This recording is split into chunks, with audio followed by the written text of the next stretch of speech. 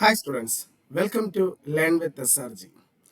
അപ്പം നമ്മളിന്ന് നമ്മുടെ ജോഗ്രഫിയിൽ ഒരു പ്രധാനപ്പെട്ട ഒരു ചാപ്റ്ററാണ് നമ്മളിന്ന് നോക്കാൻ പോകുന്നത്, സോളാർ സിസ്റ്റം. അല്ലേ, നമുക്ക് ജോഗ്രഫിയിൽ ഏറ്റവും പ്രധാനപ്പെട്ട ഒരു ചാപ്റ്ററാണ് സോളാർ സിസ്റ്റം എന്ന് പറയുന്നത്. സോളാർ സിസ്റ്റം ബേസ് ചെയ്ത് നമുക്ക് ഇടയ്ക്കിടയ്ക്ക് എക്സാമിന് എന്ത് വരാറുണ്ട്, ക്വസ്റ്റ്യൻസ് വരാറുണ്ട്. അപ്പം അതിൻ്റെ ഒരു പാർട്ട് 1 ആയിട്ടൊരു വീഡിയോ ആണ് ഇന്നിവിടെ ചെയ്യുന്നത്. ഓക്കെ, അപ്പൊ നമുക്ക് സോളാർ സിസ്റ്റത്തിൽ നമുക്കറിയാം, സോളാർ സിസ്റ്റം എന്ന് പറയുമ്പോൾ ഒരു സോളാർ സിസ്റ്റത്തിൽ എന്തൊക്കെയാ വരുന്നത് പ്രധാനമായും, അല്ലെ? ഒരു സോളാർ സിസ്റ്റത്തിൽ സെൻട്രലിൽ ഒരു സ്റ്റാർ ആയിരിക്കും, അല്ലെ? സോ നമ്മുടെ സോളാർ സിസ്റ്റത്തിന്റെ സെന്റർ എന്ന് പറഞ്ഞാൽ സൂര്യനാണ്. ദെൻ സൂര്യന് ചുറ്റുമായി എന്താണ്, പ്ലാനറ്റുകൾ, അല്ലെ? പ്ലാനറ്റുകളെ ചുറ്റുന്നതായിട്ട് ആര്? അതിന്റെ നാച്ചുറൽ സാറ്റലൈറ്റ് മൂണുകൾ, പിന്നെ അതുപോലെ തന്നെ കോമറ്റുകൾ, അല്ലെ? ഡസ്റ്റ് പാർട്ടിക്കിൾ, ഐസ്, അല്ലെ? ഇതെല്ലാം ചേരുന്നതാണ് എന്ത്, നമ്മുടെ ഒരു സോളാർ സിസ്റ്റം എന്ന് പറയുന്നത്, അല്ലേ? അപ്പം അതിൽ ഏറ്റവും പ്രധാനമാണ് നമ്മുടെ സെന്റർ ആരെന്ന് പറയുന്നത്, സൺ എന്ന് പറയുന്നത്. സോ ഇന്നത്തെ ക്ലാസ്സിൽ നമ്മൾ ആദ്യം പഠിക്കാൻ പോണത് സൂര്യനെ പറ്റിയുള്ള കുറച്ച് കാര്യങ്ങൾ, സൂര്യൻ റിലേറ്റ് ചെയ്ത് വരുന്ന കുറച്ച് കാര്യങ്ങളാണ് നോക്കാൻ പോണത്.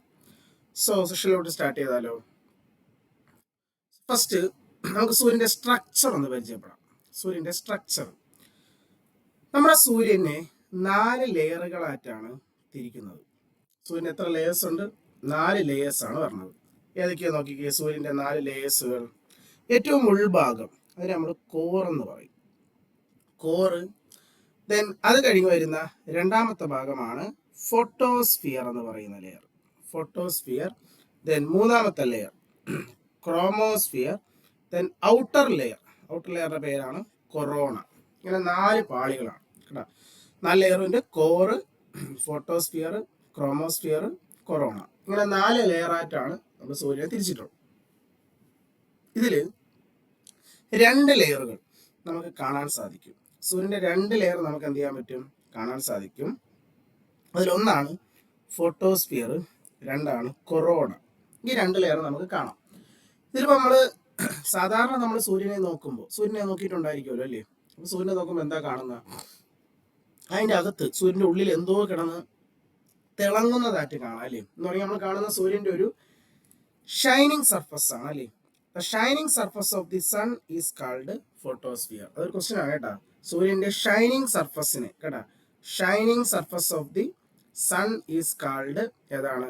ഫോട്ടോസ്ഫിയർ. സൂര്യന്റെ തിളങ്ങുന്ന ഭാഗങ്ങളെ വിളിക്കുന്ന പേരെന്ത്, ഏതാണ്? അത് ഫോട്ടോസ്ഫിയർ എന്നാണ് പറയുന്നത്. ഓക്കെ, ഇനി കൊറോണ, നമ്മുടെ സൂര്യന്റെ ഔട്ടർ മോസ്റ്റ് ലെയർ ആണ് ഈ കൊറോണ. ഈ കൊറോണ എപ്പോഴാണ് നമുക്ക് കാണാൻ പറ്റുന്നത്? സോ കൊറോണ നമുക്ക് സാധാരണ സമയങ്ങളിലൊന്നും അല്ല കാണാൻ പറ്റുന്നത്. കൊറോണ നമുക്ക് സോളാർ എക്ലിപ്സ് സമയങ്ങളിലാണ് കാണാൻ സാധിക്കുന്നത്. എക്ലിപ്സ്, അല്ലേ? എക്ലിപ്സ് എന്ന് പറഞ്ഞാൽ എന്താ? ഗ്രഹണം. എക്ലിപ്സ് എന്ന് പറഞ്ഞാൽ എന്താണ്? ഗ്രഹണമാണ്, അല്ലേ? ഗ്രഹണം, ഗ്രഹണം മീൻസ് എന്താ? മറയുക, അല്ലേ? ഗ്രഹണം എന്ന് പറഞ്ഞാൽ മറയുക എന്നാണ്, അല്ലേ? അപ്പൊ നമുക്ക് 2 ഗ്രഹണമാണ് പറഞ്ഞത്, സൂര്യഗ്രഹണവും ചന്ദ്രഗ്രഹണം. ഇംഗ്ലീഷിൽ പറഞ്ഞാൽ സൂര്യഗ്രഹണം സോളാർ എക്ലിപ്സ്, ചന്ദ്രഗ്രഹണം ലൂണാർ എക്ലിപ്സ് എന്ന് പറയും. സോളാർ എക്ലിപ്സും ലൂണാർ എക്ലിപ്സും. ഇതിൽ സോളാർ എക്ലിപ്സ് സമയങ്ങളിൽ നമുക്ക് സൂര്യന്റെ ഔട്ടർ മോസ്റ്റ് ലെയർ ആയ കൊറോണ കാണാൻ പറ്റും. അപ്പൊ എന്താണ് എക്ലിപ്സ് അതാണ് അറിയണം, അല്ലേ? എന്താണ് എക്ലിപ്സ്? സോ നമുക്ക് 2 എക്ലിപ്സ് എന്താണെന്ന് പരിചയപ്പെടാം. ആദ്യത്തത് സോളാർ എക്ലിപ്സ് ആണ്, സൂര്യഗ്രഹണം, അല്ലേ? അതായത് സൂര്യഗ്രഹണം മീൻസ് എന്താ? സൂര്യനെ മറയുന്നു, സൂര്യനെ മറയുന്നു. ആര് മറയുന്നു?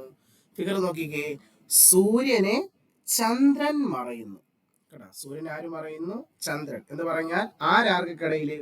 Moon in between sun and earth, അല്ലേ? സൂര്യനും ഭൂമിക്കും ഇടയിൽ ആര് വരും? ചന്ദ്രൻ വരും. ചന്ദ്രനാണ് ഇവിടെ മറയുന്നത്. ആരെ മറയും? സൂര്യനെ മറയും കേട്ടാ. ഇതാണ് ഏത് എക്ലിപ്സ്? സോളാർ എക്ലിപ്സ് എന്ന് പറയുന്നത്. അപ്പൊ ഇത് ശരിക്കും ഈ എക്ലിപ്സ് ഉണ്ടാവാൻ കാരണം ഇവരുടെ എന്താണ്? റെവല്യൂഷൻ ആണ്, അല്ലേ? റെവല്യൂഷൻ മീൻസ് എന്താ? ഇപ്പം സൂര്യനെ ആര് വലം വെക്കുന്നുണ്ട്? സൂര്യനെ ഭൂമി വലം വെക്കുന്നുണ്ട്. ഭൂമിയെ ആര് വലം വെക്കുന്നുണ്ട്? ചന്ദ്രൻ വലം വെക്കുന്നുണ്ട്. അപ്പൊ ആ ഒരു സർക്കിളില്, നമ്മൾ ആ കാണുന്ന ഒരു സർക്കിളില്, ആ ഒരു സർക്കിൾ അല്ല, ആ ഒരു എലിപ്റ്റിക്കൽ, ആ ഒരു ഇതില് ഇവര് 3 പേരും എപ്പോഴാണോ സ്ട്രെയിറ്റ് ലൈനായി വരുന്നത് ആ സമയത്താണ് എക്ലിപ്സ് ഉണ്ടാവുന്നത്. ഏട്ടാ, എക്ലിപ്സ് ഉണ്ടാവുന്നത് എപ്പോഴും എങ്ങനെയാണ്? ഇവർ 3 പേര് എങ്ങനെ വരണം? ഒരു നേർ രേഖയിൽ ഒരു സ്ട്രെയിറ്റ് ലൈനായി വരുന്ന സമയത്താണ് എക്ലിപ്സ്. ആ സ്ട്രെയിറ്റ് ലൈനിൽ നടുക്ക് ചന്ദ്രനാണെങ്കിൽ അതിന് നമ്മൾ എന്ത് എക്ലിപ്സ് എന്ന് പറയും? സോളാർ എക്ലിപ്സ് എന്ന് പറയും കേട്ടാ, സൂര്യഗ്രഹണം എന്ന് പറയും.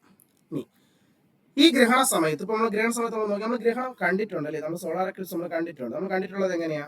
നമ്മുടെ സൂര്യനെ, അതായത് സൂര്യനെ വന്ന് ആര് മറയുന്നതായിട്ട് നമുക്ക് കാണാം? സൂര്യനെ വന്ന് ചന്ദ്രൻ മറയുന്നതായിട്ട് കാണാം അല്ലേ? പക്ഷെ ചന്ദ്രന് പൂർണ്ണമായിട്ട് സൂര്യനെ മറയാൻ പറ്റുമോ? ഇല്ല. ചന്ദ്രൻ ഏകദേശം സൂര്യന്റെ നടുക്കാറ്റ് വന്ന് ഇത്രയും ഭാഗങ്ങളാണ് എന്ത് ചെയ്യുന്നത്? മറയുന്നത് അല്ലേ? അപ്പൊ നമുക്ക് സൂര്യനെ എങ്ങനെ കാണാം? നമുക്ക് സൂര്യനെ ഒരു റിംഗ് ആയിട്ട് കാണാം അല്ലേ? ഒരു വളയമായിട്ട് നമുക്ക് ആരെ കാണാൻ പറ്റും? സൂര്യനെ ആ സമയത്ത് കാണാൻ പറ്റും. കാരണം നടുക്കുവന്ന് ആര് നിൽക്കുകയാണ്? നടുക്കുവന്ന് ചന്ദ്രൻ നിൽക്കുകയാണ് അല്ലേ? അപ്പൊ നമുക്ക് സൂര്യനെ ഒരു വളയം പോലെ റിങ്ങായിട്ട് കാണാൻ പറ്റും. അതാണ് സൂര്യന്റെ ഏറ്റവും ഔട്ടർ മോസ്റ്റ് ലെയർ എന്ന് പറയുന്നത്. ഏതാ? കൊറോണ. അതാണ് ഏത് ഭാഗം? കൊറോണ കേട്ടാ. അതായത് സൂര്യഗ്രഹണ സമയത്ത് സൂര്യനെ വന്ന് ചന്ദ്രൻ മറയുകയും ആ സമയത്ത് നമുക്ക് സൂര്യന്റെ ഈ ഔട്ടർ മോസ്റ്റ് ലെയർ ഒരു റിങ്ങായിട്ട് കാണാൻ പറ്റും. അതാണ് ഏത് ഭാഗം? കൊറോണ എന്ന് പറയുന്ന ഭാഗം എന്ന് പറയുന്നത്. കൊറോണ. ഓക്കെ, സോ വളരെ പ്രധാനപ്പെട്ടതാണ് കേട്ടോ. അപ്പോൾ സോളാർ എക്ലിപ്സ് കണ്ടല്ലോ. ഇനി നമുക്ക് ഈ എക്ലിപ്സ് സമയങ്ങളിൽ നമുക്ക് ഒരു ഷാഡോ ഫോം ചെയ്യാറുണ്ട്. അതിന്റെ പേര് ചോദിക്കും കേട്ടോ എക്സാമിന്. ഏതാണ് ആ ഷാഡോസ് എന്ന്? ഇവിടെ നോക്കിക്കേ, ഇതാ കണ്ട, ഇവിടെ നിന്ന് കണ്ട, ഇങ്ങനെയാണ് ആ ഷാഡോ പോകുന്നത്. കണ്ടല്ലോ, ഇങ്ങനെ. ആക്ച്വലി ഇത് രണ്ട് ഷാഡോയാണ്. ഇതാ നടുക്കാറ്റ് ഒരു ഷാഡോ പോകും. ഇത് ഇച്ചിരി ഡാർക്ക് ഷാഡോയാണ്. ഇതൊരു ഡാർക്ക് ഷാഡോയും നമ്മുടെ ഈ സൈഡിൽ കാണുന്നത് ഒരു ലൈറ്റ് ഷാഡോയുമാണ്. ഇങ്ങനെ രണ്ട് ഷാഡോസ് ആണ്. ഇതിൽ നടുക്കുള്ള ഈ ഡാർക്ക് ഷാഡോകളെ, ഈ ഒരു ഡാർക്ക് ഷാഡോയെ വിളിക്കുന്ന പേരാണ് ഉംബ്ര എന്ന് പറയും. ഉംബ്ര. ദെൻ സൈഡിലായിട്ട് അടിക്കുന്ന ലൈറ്റ് ഷാഡോസിനെ വിളിക്കുന്ന പേരാണ് പെനുംബ്ര എന്ന് പറയും. ഉംബ്രയും പെനുംബ്രയും. ഉംബ്ര എന്ന് പറയുന്നത് സെൻട്രലായി അടിക്കുന്ന ഡാർക്ക് ഷാഡോസും സൈഡിലായി അടിക്കുന്ന ലൈറ്റ് ആയിട്ടുള്ള ഷാഡോസ് ആണ് ആര്? പെനുംബ്ര. അങ്ങനെ രണ്ട് ടൈപ്പ് ഷാഡോസ് എക്ലിപ്സ് സമയത്ത് ഉണ്ടാവാറുണ്ട്. ഇതാണ് എക്ലിപ്സ്, സോളാർ എക്ലിപ്സ്, സൂര്യഗ്രഹണം എന്ന് പറയുന്നത്. അപ്പൊ എന്താണ് ലൂണാർ എക്ലിപ്സ്? നമുക്ക് പരിചയപ്പെടാം. എന്താണ് ലൂണാർ? ലൂണാർ എക്ലിപ്സ് മീൻസ് ചന്ദ്രഗ്രഹണം അല്ലെ? ചന്ദ്രഗ്രഹണം മീൻസ് ചന്ദ്രനെ മറയുന്നു അല്ലെ? ചന്ദ്രനെ മറയുന്നു. ആര് മറയുന്നു? ചന്ദ്രനെ ആരാണ് മറയുന്നത്? ചന്ദ്രനെ സൂര്യനാണോ മറയുന്നതല്ല, ചന്ദ്രനെ ഭൂമി മറയുന്നു അല്ലെ? ഫിഗർ നോക്കിക്കേ, earth in between sun and moon അല്ലെ? ചന്ദ്രനും സൂര്യനും ഇടയിൽ ആര് വരും? ഭൂമി വരും. ഭൂമി ആര് മറയും? ചന്ദ്രനെ മറയും കേട്ടാ. സോ ഈ ഒരു മൂന്ന് പേരും സ്ട്രെയിറ്റ് ലൈനായി വരുമ്പോൾ അതിൽ നടുക്ക് ഭൂമിയാണെങ്കിൽ അതാണ് ലൂണാർ എക്ലിപ്സ്, ചന്ദ്രഗ്രഹണം അല്ലെ? നടുക്ക് നമ്മൾ നേരത്തെ കണ്ടു, നടുക്ക് സൂര്യനായിരുന്നെങ്കിൽ ഏതാ? സോളാർ എക്ലിപ്സും. എന്നാൽ നടുക്ക് ഭൂമിയാണെങ്കിൽ അതേതാണ്? അത് ലൂണാർ എക്ലിപ്സ് കേട്ടാ. അപ്പൊ നമുക്ക് ഈ ശരിക്കും പറയാം, ഈ ലൂണാർ എക്ലിപ്സ് നമുക്ക് എന്ത് ചെയ്യാൻ പറ്റൂല? നമുക്ക് കാണാൻ പറ്റില്ല. ഈ എക്ലിപ്സ് നമുക്ക് എന്ത് ചെയ്യാൻ പറ്റില്ല? കാണാൻ പറ്റില്ല. പക്ഷെ എക്ലിപ്സ് ഉണ്ടാവുന്ന സമയം നമുക്ക് മനസ്സിലാക്കാൻ പറ്റും. കാരണം നമുക്ക് കുറച്ച് മാസങ്ങൾക്ക് മുമ്പ് എക്ലിപ്സ് സംഭവിച്ചതാണ് അല്ലേ? അപ്പൊ എക്ലിപ്സ് എങ്ങനെ മനസ്സിലാക്കാൻ പറ്റുമെന്ന് വെച്ചാൽ, ഇപ്പൊ നമുക്കിവിടെ നോക്കാം. ഇത് നമ്മുടെ സൂര്യൻ, ഇത് നമ്മുടെ ഭൂമി അല്ലേ? ഭൂമി. ഈ ഇവിടെ കണ്ടോ ഒരു ഷാഡോ പോകുന്നത്? കണ്ട ഷാഡോ കണ്ട? നമ്മൾ നേരത്തെ പറഞ്ഞ പോലത്തെ അതേ ഷാഡോ ആണല്ലേ? ഇത് ഡാർക്ക് ഷാഡോ, എന്താ പേര്? ഉംബ്ര. ഇത് ലൈറ്റ് ഷാഡോ, പെനുംബ്ര. അപ്പൊ ഈ സ്ട്രെയിറ്റ് ലൈൻ വരുന്ന സമയത്ത് ഇതിൽ നിന്നൊരു ഷാഡോ അങ്ങോട്ട് പോകും. എങ്ങോട്ടേക്ക്? നമ്മുടെ ചന്ദ്രൻ നിൽക്കുന്ന ഭാഗത്തേക്ക് പോകും. അപ്പൊ ഈ ഒരു റിങ്ങിൽ കൂടെയാണ് നമ്മുടെ ചന്ദ്രൻ എന്ത് ചെയ്യുന്നത്? മൂവ് ചെയ്ത് പോകുന്നത് അല്ലേ? ഇതിൽ കൂടെയാണ് ചന്ദ്രൻ മൂവ് ചെയ്യണം. അപ്പോ ഈ ചന്ദ്രൻ ഈ പെനുംബ്രയിൽ എത്തുമ്പോൾ, ആദ്യം ചന്ദ്രൻ നീങ്ങി എവിടെ എത്തും? പെനുംബ്രയിലെത്തും. ഇതിൽ കൂടെ വന്ന് നേരെ പെനുംബ്രയിലെത്തും. പെനുംബ്രയിലെത്തുമ്പോൾ ചന്ദ്രന്റെ കളർ ആദ്യം ഒരു ലൈറ്റ് ആയിട്ടുള്ള ഓറഞ്ച് കളറാവും. ഒരു ലൈറ്റ് ഓറഞ്ച് ആവും ഏതിലെത്തുമ്പോൾ? പെനുംബ്രയിൽ. എന്നാൽ അവിടെ നിന്ന് നീങ്ങി നേരെ ഉംബ്രയിലെത്തുമ്പോൾ ഒരു റെഡ് കളറാവും, റെഡ് മൂൺ ആവും. കണ്ടില്ലേ? നമ്മൾ ഈ ഇടയ്ക്ക് റെഡ് മൂണിലേക്ക് നമ്മൾ കണ്ടതാണ് അല്ലേ? ആ റെഡ് മൂൺ ഉണ്ടാവുന്നത് ഈ ഷാഡോയിൽ വരുമ്പോഴാണ്. ഏത് ഷാഡോ? Dark shadow. ഏതില്? ഉംബ്രയിൽ. ദെൻ വീണ്ടും മൂവ് ചെയ്ത് വീണ്ടും ഇവിടെ പോകും, പെനുംബ്രയിൽ വരും. എന്ന് പറഞ്ഞാൽ വീണ്ടും എന്ത് വരും? ഒരു ലൈറ്റ് ഓറഞ്ച് ആയി മാറും അല്ലേ? പിന്നെ കുറച്ച് കഴിഞ്ഞ് അത് നേരെ ആ ഷാഡോയിൽ നിന്ന് പുറത്തേക്ക്. അത് എക്ലിപ്സ് കഴിയും, അല്ലെങ്കിൽ ഇതൊരു നമുക്കൊരു 5 മിനിറ്റിനുള്ളിലാണ് ഈ ഒരു എക്ലിപ്സ് നമുക്ക് കാണാൻ പറ്റുന്നത്. കുറച്ച് കഴിയുമ്പോൾ ചന്ദ്രൻ എന്ത് ചെയ്യുന്നു, ആ എലിപ്റ്റിക്കിൽ കൂടെ മൂവ് ചെയ്ത് അങ്ങ് പോകും അല്ലേ. സോ ഈ ഒരു ഷാഡോസിൽ എത്തുമ്പോൾ ഇതിന്റെ കളർ ചേഞ്ച് ചെയ്യും. അപ്പൊ നമുക്ക് മനസ്സിലാവും ആ എക്ലിപ്സ് സമയമാണ്, എക്ലിപ്സ് നടക്കുകയാണെന്ന് കേട്ടോ. അത് ആ സമയത്ത് നമുക്ക് ഈ പറഞ്ഞ റെഡ് മൂണും ഓറഞ്ച് മൂണും ഒക്കെ നമുക്ക് എന്ത് ചെയ്യാൻ പറ്റുന്നത്, കാണാൻ പറ്റുന്നത്. അത് ഈ ഷാഡോയിൽ എത്തുമ്പോഴാണ് നമുക്ക് ആ ഒരു കളർ ചേഞ്ച് എന്ത് ചെയ്യുന്നത്, മനസ്സിലാക്കാൻ പറ്റുന്നത്. അപ്പൊ നമുക്ക് മനസ്സിലാവും ആ സമയത്ത് എക്ലിപ്സ് നടക്കുകയാണ്. അല്ലാതെ നമുക്ക് എന്ത് ചെയ്യാൻ പറ്റൂല, എക്ലിപ്സ് കാണാൻ പറ്റൂല. ഏത് എക്ലിപ്സ്? ലൂണാർ എക്ലിപ്സ്, ചന്ദ്രഗ്രഹണം. ചന്ദ്രഗ്രഹണം കാണണമെങ്കിൽ നമ്മൾ ചന്ദ്രനെ പോയി നിൽക്കണം, കാരണം ചന്ദ്രനെ മറയുന്ന ആരാ? ഭൂമിയാണ്. പക്ഷെ നമുക്ക് ഭൂമിയിൽ നിൽക്കുമ്പോൾ ആ പ്രതിഭാസം മനസ്സിലാക്കാൻ പറ്റുന്നത് ഈ ഒരു ചന്ദ്രന്റെ കളർ ചേഞ്ച്, ഈ ഷാഡോയിൽ കൂടെ കടന്നു പോകുമ്പോൾ ഒരു കളർ ചേഞ്ച് ആണ് കേട്ടോ. ഓക്കെ, സോ ഇതാണ് ലൂണാർ എക്ലിപ്സ്. സോ 2 എക്ലിപ്സ് കണ്ടല്ലോ, സോളാർ എക്ലിപ്സും അതുപോലെ ലൂണാർ എക്ലിപ്സും. അപ്പൊ ഇതും ഇവർ 3 പേരും സ്ട്രൈറ്റ് ലൈനായി വരുന്ന സമയത്താണ്. അപ്പൊ ആ സ്ട്രൈറ്റ് ലൈൻ നടുക്കാര് വെച്ചിട്ടാണ് നമ്മൾ എക്ലിപ്സ് മനസ്സിലാക്കേണ്ടത്. ഓക്കെ, ഇനി നമുക്ക് ഈ എക്ലിപ്സ് ഉണ്ടാവുന്ന സമയങ്ങളിൽ നമ്മുടെ ഭൂമിയിൽ ഒരു പ്രതിഭാസം സംഭവിക്കാറുണ്ട്. ഈ എക്ലിപ്സ് ഉണ്ടാകുന്ന സമയങ്ങളിൽ അതാണ് നമ്മുടെ ടൈഡുകൾ. നമ്മുടെ കടലില് വെള്ളത്തിന്റെ അളവ് എന്താണ്, വ്യത്യാസം ഉണ്ടാവാറുണ്ട്. ഏത് സമയത്ത്? ഈ എക്ലിപ്സ് ഉണ്ടാകുന്ന സമയത്ത്. ഇപ്പൊ നമുക്ക് ടൈപ്സ് ഓഫ് ടൈഡുകൾ എന്ന് പറഞ്ഞാൽ 2 ടൈപ്പാണ്. ഒന്ന് സ്പ്രിംഗ് ടൈഡ് എന്ന് പറയും, നമ്മളിതിനെ വേലി കയറ്റം എന്ന് പറയാറുണ്ട്. എന്ന് പറഞ്ഞാൽ കടലിലെ വെള്ളത്തിന്റെ അളവ് എന്ത് ചെയ്യും, കൂടും അല്ലേ, വേലി കയറ്റം, സ്പ്രിംഗ് ടൈഡ്. പിന്നെ ഒരു ടൈഡാണ് നീപ്പ് ടൈഡ് എന്ന് പറയും. നീപ്പ് ടൈഡ് എന്ന് പറഞ്ഞാൽ കടലിൽ വെള്ളത്തിന്റെ അളവ് എന്ത് ചെയ്യും, കുറയും. കടലിൽ വെള്ളത്തിന്റെ അളവ് കൂടുകയും കുറയുകയും. Spring ടൈഡും nape ടൈഡും. ഇതെപ്പോഴാണ് ഈ സ്പ്രിംഗ് ടൈഡും നീപ്പ് ടൈഡും ഉണ്ടാവുന്നതെന്ന് എക്സാമിൽ ചോദിക്കും. പ്രീവിയസ് 2-3 വട്ടം ഈ ക്വസ്റ്റ്യൻ ചോദിച്ചിട്ടുണ്ട്. When are neap tide occurred എന്നൊക്കെ പറഞ്ഞു. അപ്പൊ ഓർത്ത് വയ്ക്കുക, ഇവര് 3 പേരും സ്ട്രെയിറ്റ് ലൈനായി വരുമ്പോൾ, ഇവര് 3 പേര് പറയുമ്പോൾ ആര്? ചന്ദ്രൻ, ഭൂമി, സൂര്യൻ. ഇവര് 3 പേരും സ്ട്രെയിറ്റ് ലൈൻ ആണെങ്കിൽ അവിടെ ഉണ്ടാവുന്ന ടൈഡാണ് സ്പ്രിംഗ് ടൈഡ്, വേലി കയറ്റ്. ഇവര് 3 പേരും സ്ട്രെയിറ്റ്. ഇവര് 3 പേരും സ്ട്രെയിറ്റ് എന്ന് പറയുമ്പോൾ എന്താണ്? എക്ലിപ്സ് അല്ലെ, ഡ്യൂറിങ് എക്ലിപ്സ് അല്ലെ. അതിപ്പോ സോളാർ എക്ലിപ്സ് ആണെങ്കിലും ലൂണാർ എക്ലിപ്സ് ആണെങ്കിലും എക്ലിപ്സ് സമയങ്ങളിൽ നമ്മൾ എടുക്കുകയാണെങ്കിൽ ആ സമയത്ത് എന്തുണ്ടാവും? Spring tide. കാരണം ആ എക്ലിപ്സ് സമയങ്ങളിൽ 3 പേരും എന്താണ്, സ്ട്രെയിറ്റ് ലൈനായി വരും അല്ലെ. സ്ട്രെയിറ്റ് ലൈനായി വരുന്ന സമയത്താണ് സ്പ്രിംഗ് ടൈഡ്. അപ്പൊ എപ്പോഴാണ് നീപ്പ് ടൈഡ് ഉണ്ടാവുന്നതെന്ന് അറിയോ? നീപ്പ് ടൈഡ് ഉണ്ടാവുന്നത് ഇവര് 3 പേരും, ഇപ്പൊ നിങ്ങൾ നോക്കിയാൽ കാണാം, ഇത് നമ്മുടെ ഭൂമി. ഭൂമിയെ ആര് വലം വെക്കുന്നുണ്ട്? ഭൂമിയെ നമ്മുടെ ചന്ദ്രൻ വലം വെക്കുന്നുണ്ട് അല്ലെ. അപ്പൊ ഈ ഒരു ഇതിൽ കൂടെയാണ് നമ്മുടെ ചന്ദ്രൻ മൂവ് ചെയ്തുകൊണ്ടിരിക്കുന്നത്. അപ്പൊ ആ ചന്ദ്രൻ ഈ 2 പൊസിഷനിലാണ് നിൽക്കുന്നതെങ്കിൽ അത് സ്ട്രെയിറ്റ് ലൈൻ ആണ്. പക്ഷെ ഇതേ ചന്ദ്രൻ എന്താകണ്ട, ഈ 2 പൊസിഷനിൽ നിന്നൂടെ അല്ലെ. ഈ 2 പൊസിഷനിലും ചന്ദ്രൻ നിൽക്കാം. അപ്പൊ ഈ 2 പൊസിഷനിലാണ് നമ്മൾ ചന്ദ്രൻ നിൽക്കുന്നതെങ്കിൽ ഇവര് 3 പേരും എങ്ങനെ വരും? ഇവര് 3 പേരും ഒരു റൈറ്റ് ആംഗിൾ ആയി വരും അല്ലെ. ഒന്നല്ലെങ്കിൽ ഇവര് 3 പേരും എങ്ങനെ, സ്ട്രെയിറ്റ് ലൈൻ, അല്ലെങ്കിൽ ഇവര് 3 പേരും എങ്ങനെ, റൈറ്റ് ആംഗിൾ. സ്ട്രെയിറ്റ് ലൈൻ ആണെങ്കിൽ സ്പ്രിംഗ് ടൈഡ്, അതല്ല ഇവര് 3 പേരും റൈറ്റ് ആംഗിൾ ആണെങ്കിൽ നീപ്പ് ടൈഡ്. കേട്ടോ, ഒറ്റ വാക്കിൽ അങ്ങ് പഠിച്ചു വെക്കാം. When are spring tide occurred എന്ന് ചോദിച്ചാൽ when the sun, moon and earth are in a straight line. അതല്ല എപ്പോഴാണ് നീപ്പ് ടൈഡ് ഉണ്ടാവുന്നതെന്ന് ചോദിച്ചാൽ ഇവര് 3 പേരും എന്തിൽ പറഞ്ഞത്, റൈറ്റ് ആംഗിൾ ആയി വന്ന സമയത്താണ് എന്തുണ്ടാവുന്നത്, നീപ്പ് ടൈഡ് ഒക്കേർ ചെയ്യുന്നത്.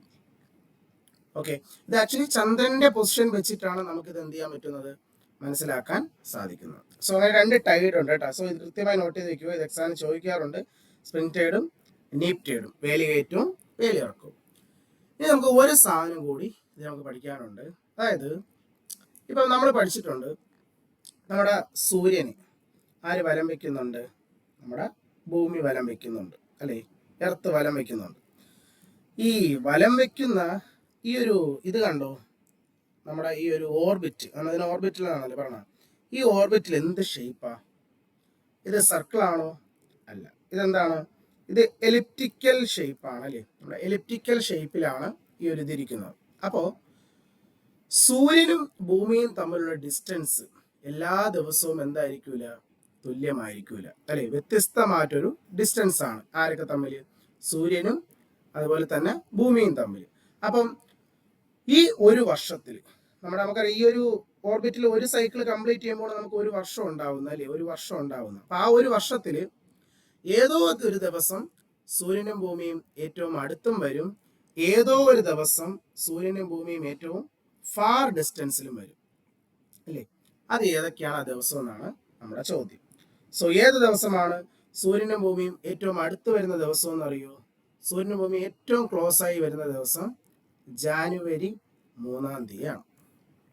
എന്നാണ് ജനുവരി 3-ാം തീയതിയാണ് സൂര്യനും ഭൂമിയും ഏറ്റവും ക്ലോസ് ആയി ഡിസ്റ്റൻസിൽ വരുന്ന ദിവസം കേട്ടോ. ആ ദിവസത്തെ നമ്മൾ ഇങ്ങനെ വിളിക്കാറുണ്ട്, ആ ദിവസത്തെ നമ്മൾ പെരിഹീലിയൻ ഡേ എന്നാണ് പറയുന്നത്. എന്ത് day? Perihelion day. Perihelion day എന്ന് പറയും. പെരിഹീലിയൻ ഡേ എന്താണ്? ജാനുവരി 3-ാം തീയതി എന്ന് പറഞ്ഞാൽ സൂര്യനും ഭൂമിയും ഏറ്റവും ക്ലോസ് ഡിസ്റ്റൻസിൽ വരുന്ന ദിവസമാണ്. ഏത്? ഈ ജനുവരി 3-ാം തീയതി എന്ന് പറയുന്നത് കേട്ടോ.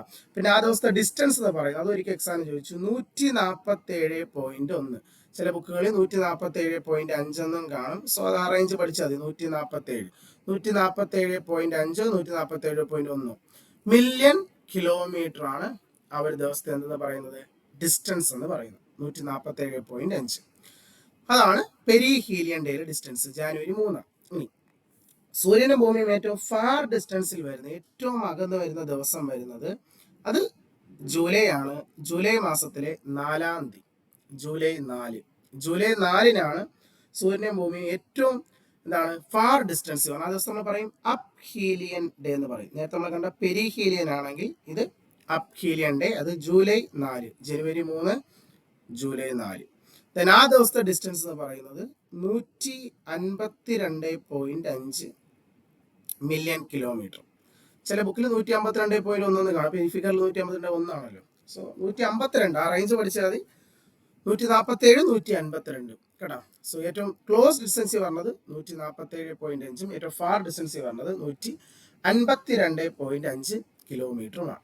ഏതൊക്കെ ദിവസം? ജാനുവരി 3, ജൂലൈ 4. സോ ഈ ഡേറ്റ് എക്സാമിന് സ്ഥിരമായി ചോദിക്കാൻ ചാൻസ് ഉള്ള 2 ഡേറ്റുകളാണ് കേട്ടോ.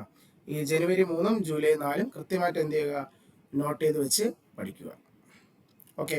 സോ ഇത്രയും കാര്യങ്ങളുമാണ് നമുക്ക് സൂര്യനുമായി. ഇനി ഇതിൽ ഒരു സാധനം നമുക്ക് ചോദിക്കാറുണ്ട്. ഇപ്പൊ നമ്മൾ ഈ പറഞ്ഞ സൂര്യന്റെയും ഭൂമിയുടെയും ഡിസ്റ്റൻസ് നമ്മൾ കിലോമീറ്ററിന്റെ അടിസ്ഥാനത്തിലാണ് പറഞ്ഞത് അല്ലേ, എത്ര കിലോമീറ്റർ ആണെന്ന്. ഇതുപോലെ നമുക്കൊരു ക്വസ്റ്റ്യൻ ഉണ്ട്, സൂര്യനും ഭൂമിയും തമ്മിലുള്ള ഡിസ്റ്റൻസ് സമയം വെച്ച് നോക്കിയാൽ എങ്ങനെയാണ്? സമയം വെച്ച്, ടൈം ഡിഫറൻസ് അങ്ങനെ പറയാൻ പറ്റും. സൂര്യനും ഭൂമിയും തമ്മിലുള്ള ഡിസ്റ്റൻസ് ടൈം വെച്ച് എങ്ങനെ പറയാൻ പറ്റും?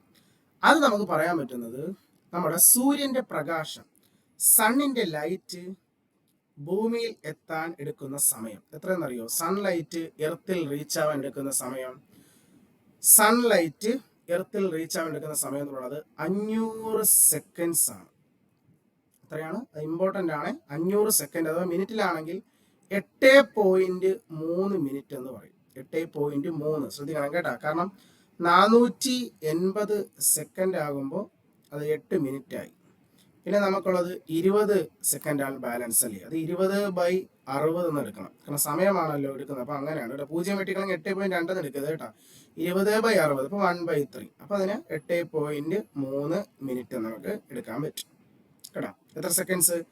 500 സെക്കൻഡുകൾ കൊണ്ടാണ് സൂര്യപ്രകാശം ഭൂമിയിൽ എത്തേണ്ടത്. അപ്പൊ അതുപോലെ നമുക്കൊരു ഡിസ്റ്റൻസ് ആയി കാൽക്കുലേറ്റ് ചെയ്യാൻ പറ്റുന്ന ഒരു കാര്യമാണ് ഏത്? ഇത്. പിന്നെ അതുപോലെ തന്നെ നിങ്ങൾക്ക് ഞാനൊരു ഹോംവർക്ക് തരാം. അങ്ങനെയാണെങ്കിൽ ഇപ്പൊ സൂര്യപ്രകാശം ഭൂമിയിൽ എത്തേണ്ട സമയം നമ്മൾ പറഞ്ഞു 500 സെക്കൻഡാണ്. അങ്ങനെയാണെങ്കിൽ ചന്ദ്രന്റെ പ്രകാശം, മൂൺ ലൈറ്റ് ഭൂമിയിൽ എത്താൻ എടുക്കുന്ന സമയം എത്രയാണ്? അത് നമ്മളെ കമന്റ് ബോക്സിൽ കമന്റ് ആയിട്ട് ഇടുക കേട്ടോ. എത്രയാണ് അറിയോ? മൂൺ ലൈറ്റ് ഭൂമിയിൽ എത്താൻ എടുക്കുന്ന സമയം എത്രയെന്നുള്ളത് കമന്റ് ബോക്സിൽ എന്ത് ചെയ്യുക? കമന്റ് ചെയ്യുക. ഓക്കെ. സൺലൈറ്റ് എത്രയാ? 500 സെക്കൻഡ്. മൂൺ ലൈറ്റ് എത്ര സമയം കൊണ്ടാണ് ഭൂമിയിൽ റീച്ച് ആവുന്നത്? ഓക്കെ. അപ്പൊ ഇത്രയും സാധനങ്ങളാണ് നമുക്ക് സൂര്യനെ ബേസ് ചെയ്ത് നമുക്ക് ചോദിക്കുന്നത്. ഓക്കെ. സോ നമുക്ക് ഇതിന്റെ കണ്ടിന്യൂഷൻ പ്ലാനറ്റുകളെ പറ്റിയും സ്റ്റാർസിനെ പറ്റിയൊക്കെ നമുക്ക് എന്ത് ചെയ്യാം? വീഡിയോ ചെയ്യുന്നതാണ്. ഓക്കെ. സോ നെക്സ്റ്റ് ക്ലാസ്സുമായി ഞാൻ വീണ്ടും വരുന്നതാണ്. ഓക്കെ. Thank you.